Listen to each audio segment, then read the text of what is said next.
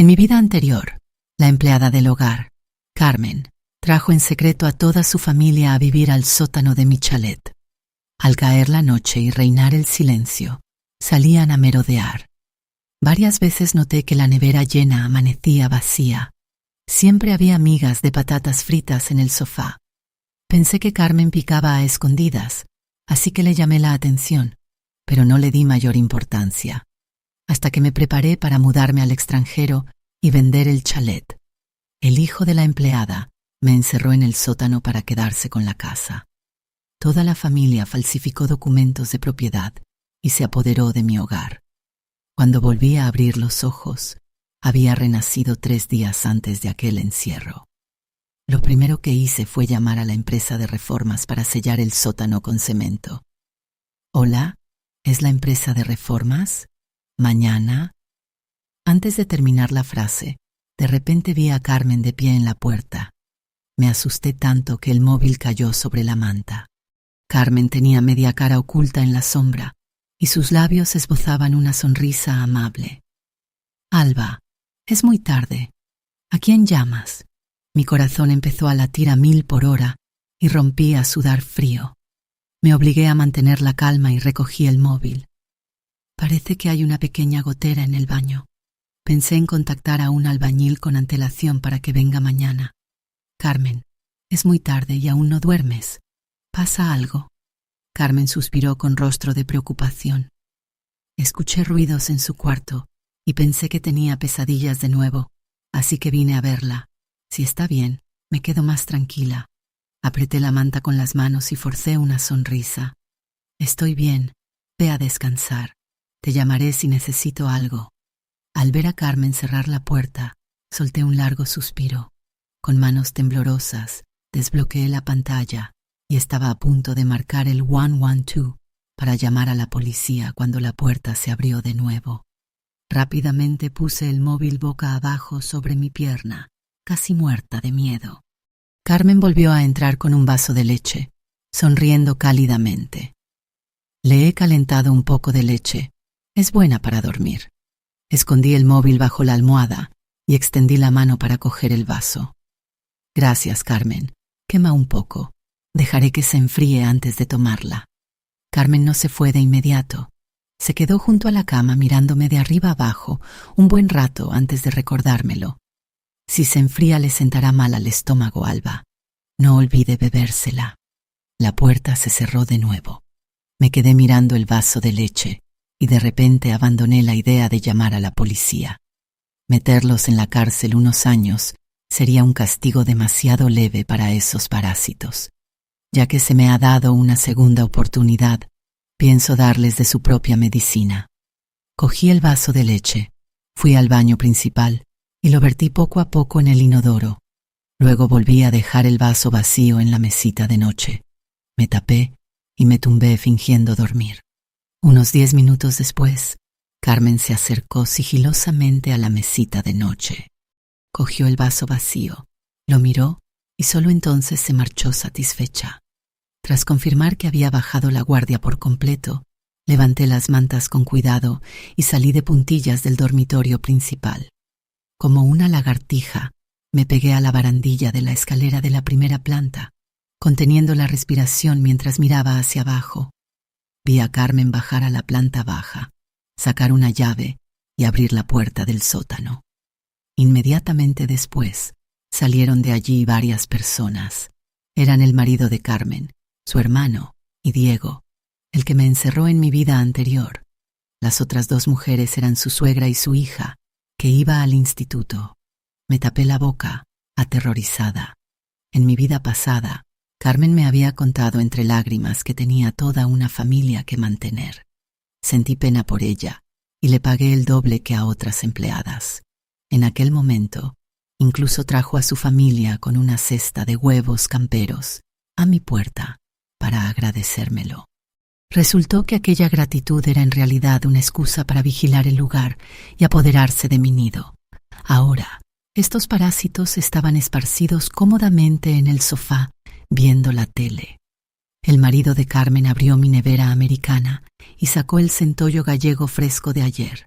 Al entrar en la cocina, Su suegra se hizo con varias botellas de vino Rioja de la vinoteca, valoradas en miles de euros. El hermano de Carmen, Carlos, encogió el cuello preocupado al mirar hacia arriba. «Bajad la voz, no despertéis a esa mujer». Carmen asintió mientras mordía una de mis manzanas, agitando la mano con suficiencia. «¿De qué tenéis miedo? Ya se ha tomado su fuerte medicación para dormir. Ni un trueno podría despertarla». Me escondí en las sombras sudando frío. La hija de Carmen, Laura, preguntó mientras se atiborraba de patatas fritas. «¿Comemos así todos los días? Cuando se vacíe la nevera, ¿no sospechará?» Carmen resopló con tono despectivo. «Esa mujer es tonta y le sobra el dinero. Sus padres se divorciaron hace tiempo y se fueron al extranjero. A nadie le importa si está bien o mal. Si llega a preguntar, insistiré en que no sé nada. Además, este chalet está en una urbanización apartada, a 2 horas en coche del centro de Madrid. Los vecinos aún ni se han mudado. Esta mujer tiene problemas de ansiedad y toma medicación. El chalet no tiene cámaras. ¿Qué vamos a temer? Diré que son imaginaciones suyas por las pastillas». Al escucharlos, clavé los dedos en la barandilla de madera. Lo peor era que Carmen, sabiendo que yo tomaba medicación, inventaba historias falsas para hacerme dudar de mi memoria. Cuando volví a levantar la vista, Diego y Laura caminaban hacia la escalera de caracol. Volví de puntillas al dormitorio y cerré los ojos. Nada más tumbarme, la puerta se abrió. Tras unos crujidos, la exclamación de Laura llegó desde el vestidor. «Diego, mira estos vestidos, estos collares». Se probó mi ropa mientras se quejaba amargamente. ¿Por qué le toca a ella ser tan rica, vivir en un gran chalet y usar ropa de marca? Debería ser todo mío.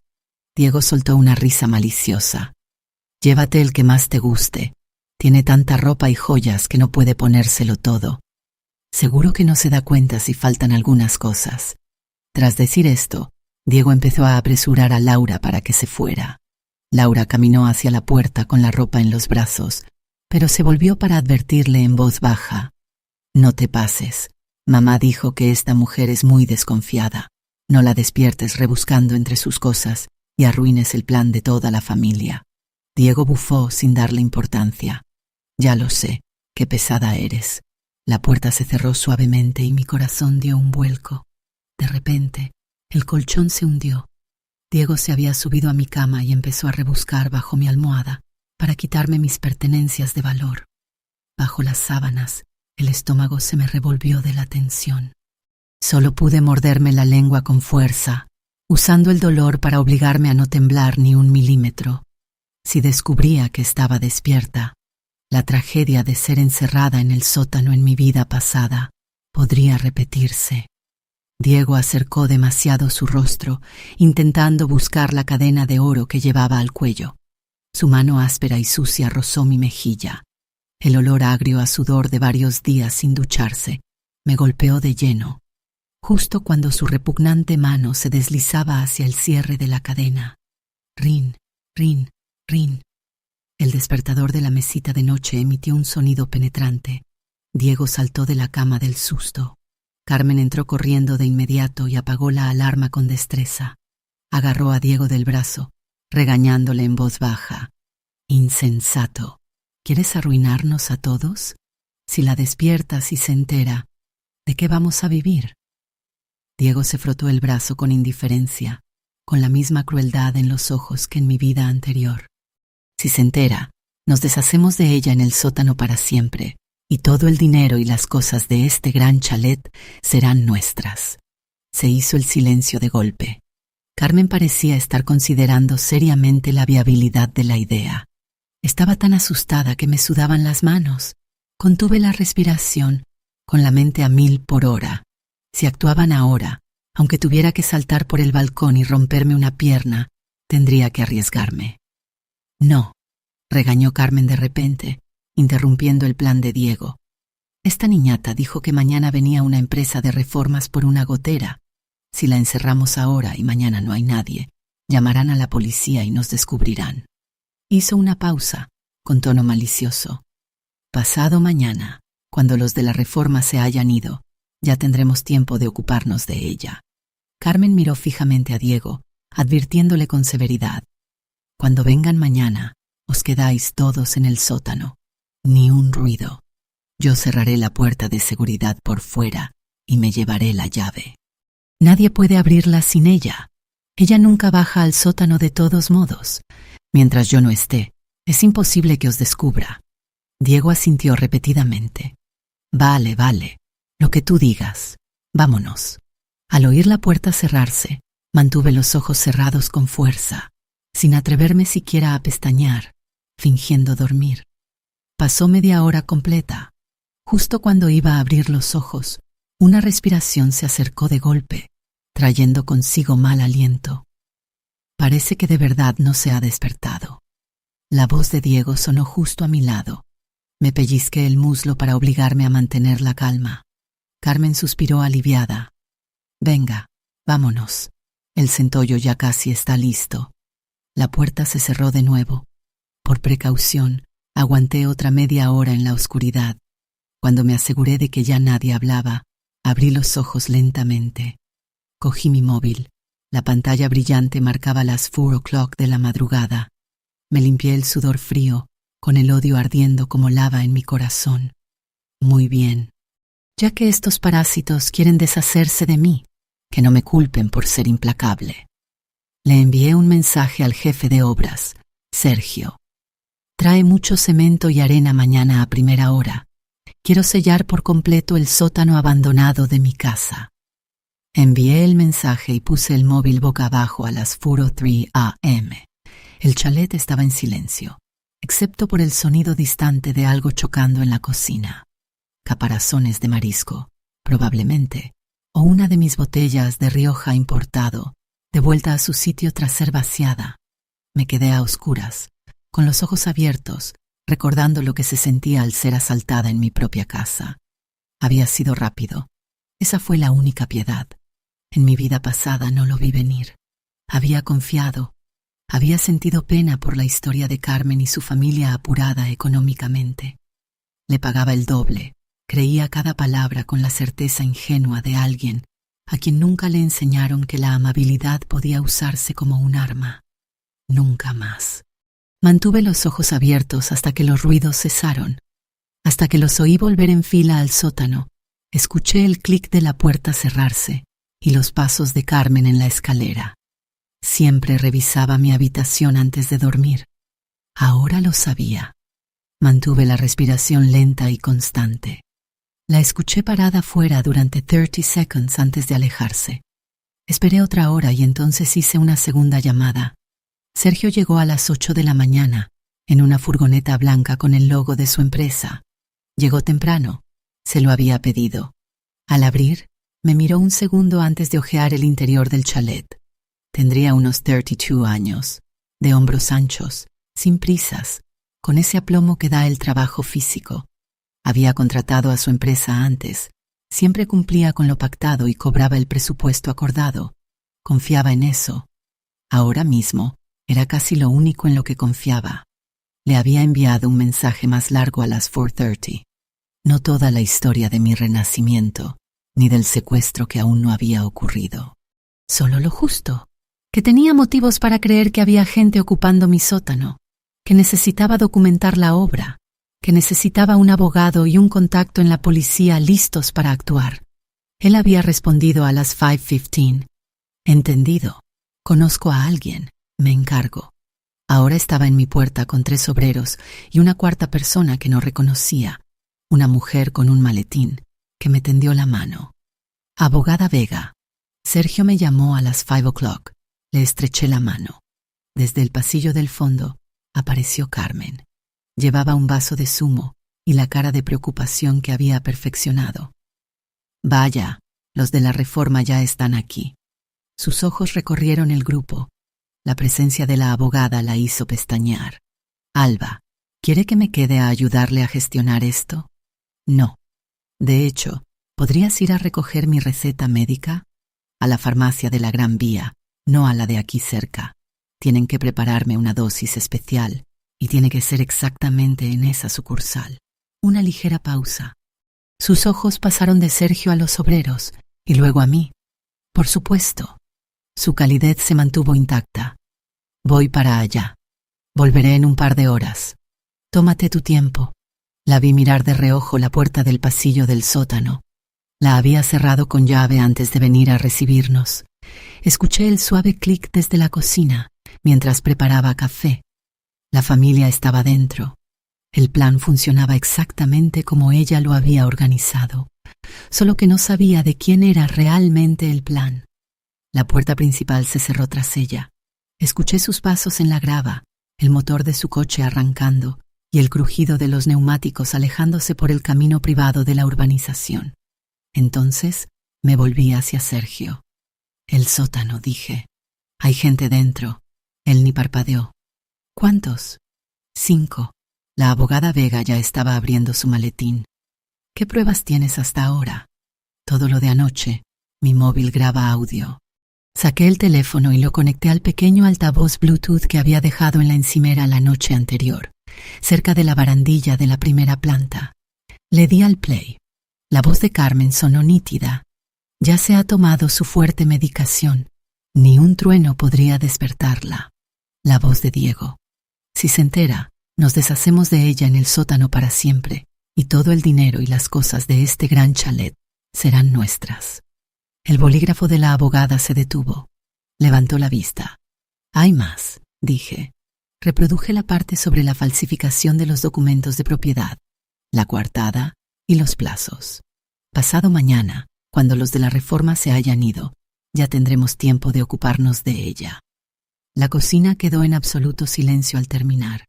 Sergio me miró con la expresión de alguien asimilando la gravedad de la situación. También me hice un análisis de sangre ayer por la tarde en una clínica privada. Deslicé la carpeta por la encimera.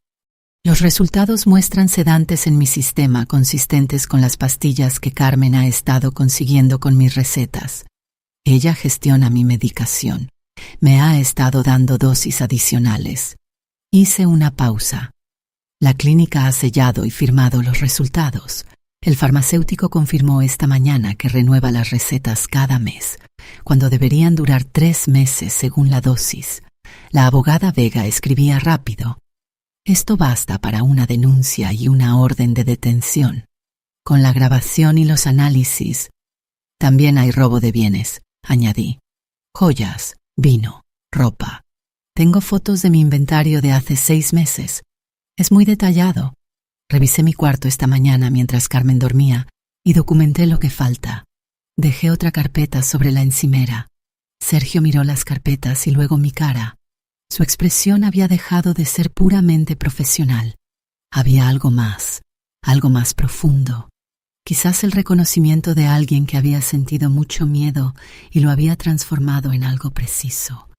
¿A quién quieres que llame?, preguntó. A tu contacto en la Policía Nacional. Ahora, por favor. Los obreros empezaron a prepararse junto a la puerta del sótano. No para sellarla. Esa había sido la trampa que necesitaba para que Carmen encerrara a su familia sin preocuparse. El verdadero trabajo eran cámaras, de alta definición, con sensor de movimiento, colocadas para captar cada ángulo de la puerta y el pasillo. El contacto policial llegó a las 9:15. Un inspector llamado López, serio y profesional, que escuchó el resumen de la abogada Vega y la grabación sin inmutarse, y luego pidió los análisis. Los leyó 2 veces. Necesitaremos el vaso de leche, dijo. Lo había lavado. Se me encogió el estómago.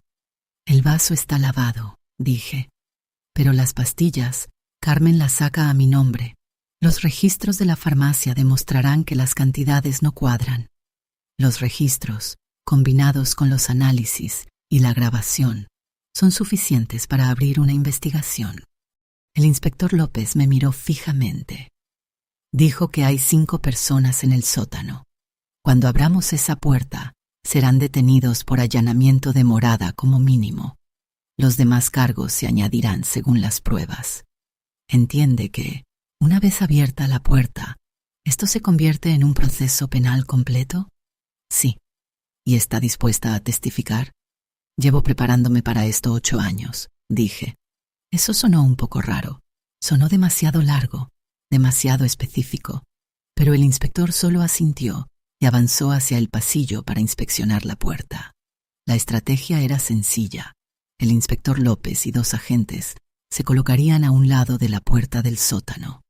Las cámaras de Sergio estaban grabando. La abogada Vega estaba presente como mi representante legal.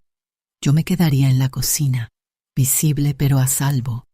Abriríamos con la llave de repuesto de Carmen, que yo había cogido del gancho detrás del armario de la limpieza, en el lavadero, y luego dejaríamos reaccionar a los de dentro. Lo que pasara a continuación quedaría grabado. Todo lo que dijeran o hicieran sería una prueba. A las 9:45, el inspector López abrió la puerta. Durante 5 segundos exactos no pasó nada. Luego, el marido de Carmen apareció en el umbral. Llevaba un plato y llevaba puesto uno de mis jerseys de cachemira, el azul oscuro que había buscado 2 veces el mes pasado. Vio a la policía primero. El plato se inclinó. Luego apareció Carlos detrás de él. Luego Laura. Y por último, Diego. Salieron por etapas, parpadeando ante la luz, intentando evaluar la situación, buscando una excusa que colara. No la había. «Caballero», dijo el inspector López, muy tranquilo, «salgan del sótano, todos ustedes». El marido de Carmen dejó el plato en el suelo. Sus ojos se clavaron en mí. Algo turbio y desagradable cruzó su rostro. «Esto es un malentendido», dijo Carlos. Tenía la confianza de alguien que había ensayado para este momento. «Carmen trabaja aquí.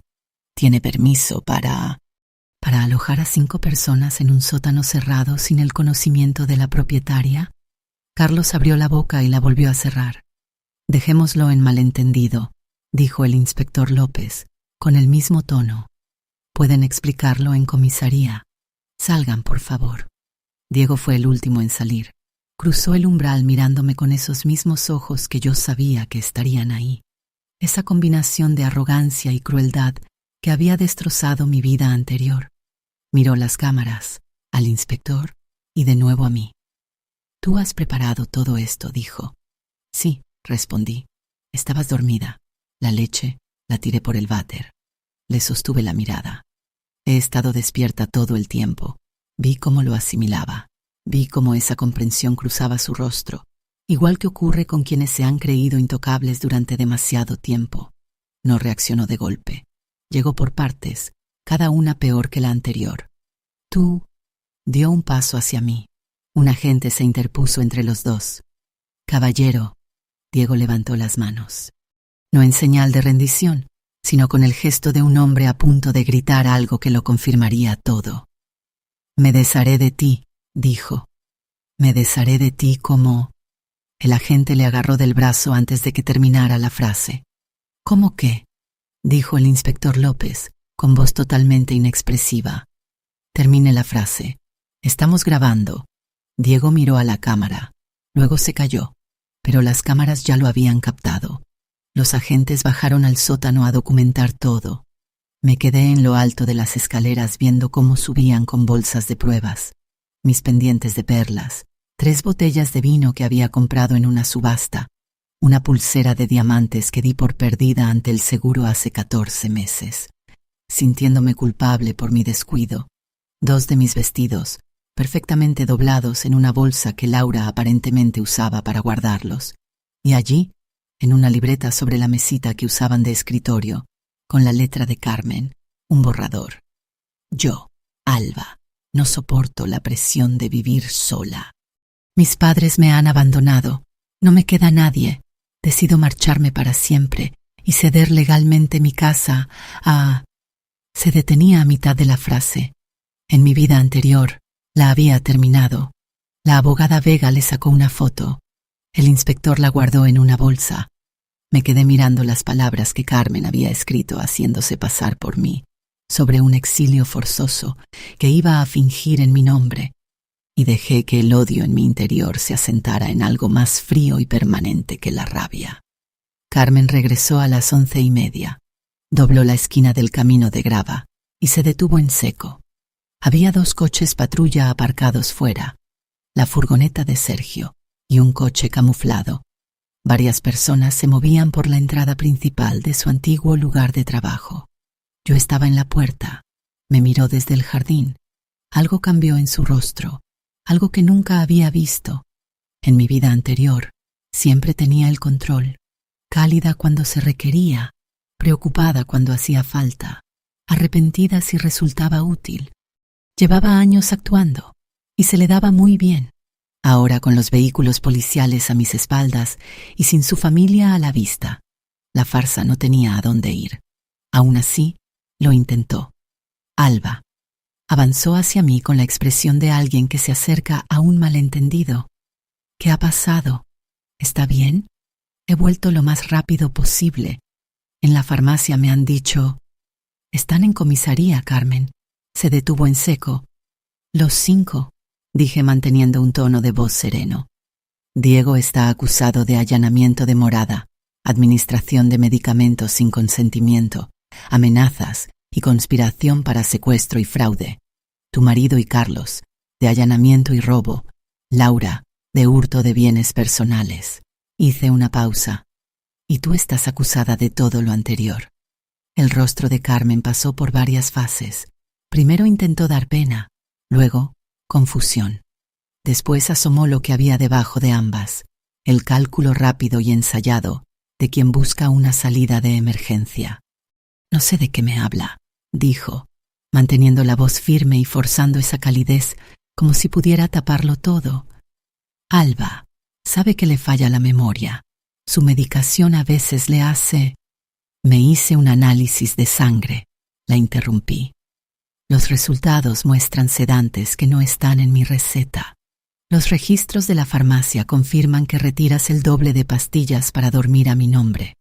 Y en la grabación de anoche explicas, con tus propias palabras, que pones dosis extra en mi leche todas las noches». Silencio. «Lo sé todo, Carmen. Llevaba queriendo decirte esto desde las 4 de la madrugada. Sé lo del marisco, sé lo de la vinoteca, sé lo del borrador en la libreta». Dejé que asimilara el golpe. «Sé lo que pensabas escribir». Algo se quebró en su rostro. De forma definitiva y total, la calidez desapareció, y lo que quedó debajo era lo que siempre había sido. No una mujer con dificultades, luchando por mantener a su familia. Solo alguien que vio a una persona sola y decidió saquearla. «Está delirando», dijo Carmen, girándose hacia el inspector López, que había aparecido a mis espaldas. «Tiene problemas psiquiátricos. Lo que le haya contado es...» «Señora», el inspector alzó la bolsa con la libreta. «¿Es esta su letra?» Carmen abrió la boca, pero no salió nada. «Lo hablaremos en comisaría», dijo el inspector. «Acompáñeme, por favor». No se fue en silencio. Probó con lágrimas, esta vez reales, no actuadas, el llanto desesperado de quien ve hundirse años de planificación en menos de una hora. Intentó alegar que lo había hecho todo por amor a su familia, que no tenían a dónde ir, que yo no entendía lo que era pasar verdaderas penurias. No sirvió de nada. La grabación duraba 17 minutos. La abogada Vega ya había mandado una copia a la fiscalía. Vi alejarse al coche patrulla por el camino de grava y sentí una clase específica de paz que no sentía desde antes de morir. Se recuperaron las cosas robadas por Laura. Al cruzar el inventario con las fotos de mi armario y joyas de hace 6 meses, lo robado superaba los 40,000 euros, aparte del vino, que sumaba a otros 30,000. Y aparte de la comida y los productos de la casa consumidos durante más de 8 meses. El borrador falso de la cesión de la propiedad lo agravaba todo, elevándolo a fraude premeditado como mínimo. Y sumado a la amenaza grabada de Diego, era prueba suficiente para el cargo de conspiración. Diego se llevó los cargos más duros. Su amenaza, «me desharé de ti como», quedó a medias, pero el borrador y el contexto de lo que dijo la noche anterior le dieron al fiscal suficiente material. Se lo había dicho claramente a Carmen, captado por mi móvil. Nos deshacemos de ella en el sótano y todo este gran chalet será nuestro. En comisaría interrogaron primero a Laura. Tenía 17 años. Estaba asustada y no había previsto esta situación en absoluto. Se derrumbó en 40 minutos y confesó todo lo que sabía, cerrando las lagunas del caso. Me lo contó el bufete de abogados después. Yo me quedé en el chalet. La reforma duró 2 semanas. Cambié el plan original. No usé cemento ni arena. Ese solo fue el mensaje que necesitaba que Carmen oyera. Lo que en realidad quería era luz. El sótano se abrió por completo. Las paredes quedaron al descubierto y la piedra original resultó ser preciosa tras limpiarle 4 décadas de suciedad. Sergio descubrió que en el muro norte, con un ajuste estructural, se podían instalar cristaleras de suelo a techo que dieran a la pendiente del jardín. Tardó 1 semana en diseñar la idea y otra en ejecutarla. Estuve presente casi todo el tiempo. Bajaba con mi café cada mañana y me sentaba en los escalones de piedra a observar a los obreros. Pensaba en todas las noches que había dormido justo encima de esta habitación, mientras unos desconocidos se comían mi comida y planeaban mi ruina, sin que yo supiera ni imaginara que mi propia casa estaba siendo vaciada bajo mis pies. Sergio vino a preguntarme por los cristales el 4.º día y se quedó 20 minutos más, porque me vio mirando la pared donde habían escrito el borrador falso. ¿Estás bien? Intento averiguar qué se siente al liberarse de algo, dije. Él lo pensó. Al principio probablemente no se sienta nada, como si el peso hubiera desaparecido, pero tu cuerpo aún lo recordara. Lo miré. Mi padre falleció hace 2 años, continuó. Llevábamos 10 sin hablarnos. Cuando supe que se había ido, creí que sentiría algo definitivo, alivio o pena, pero solo sentí vacío, como estar en una habitación donde alguien ha movido los muebles. ¿Cuánto tardó en sentirse como otra cosa? Quizás 6 meses. Luego empezó a sentirse como espacio. Volví a mirar la pared. Espacio. Como un lugar para poner algo nuevo. La sentencia 3 meses después. El caso de Carmen concluyó. Los cargos se mantuvieron. La grabación, junto con los análisis de sangre, el registro de la farmacia, el borrador falso, los bienes robados y las amenazas de Diego, formaron un caso que su abogado no pudo rebatir.